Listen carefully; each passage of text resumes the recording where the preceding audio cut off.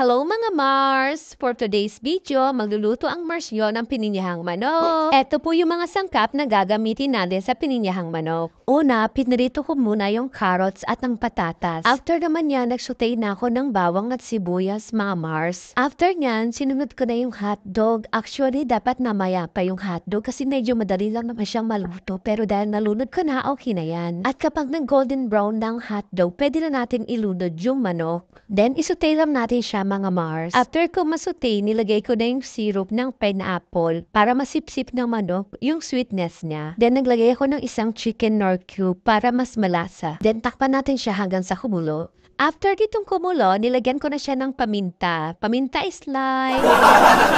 Ewan ko ba, mahilig ako maglagay ng paminta sa mga niluluto ko. Kayo mga Mars, ganun din ba? After nga, nilagay ko na dito yung pineapple chunk. Then, isute lang natin, then takpan. After kumulo, naglagay na ako dito ng gatas, mga Mars. Kahit anong gatas, pwede naman. Then, isute natin siya hanggang sa mag-mix ang gatas sa manok. After kumulo, pwede na natin ilagay yung pinrito nating carrots at patatas. Make sure lang na luto na yung gatas na nilagay natin kanina. Naglagay din pala ako ng kalahating tubig dito mga Mars para may konting sabaw. After 2 minutes, luto na ang pininyahang manok natin. Shout out to kay Somi na laging excited sa mga luto ko. Yun lang. Thank you for watching.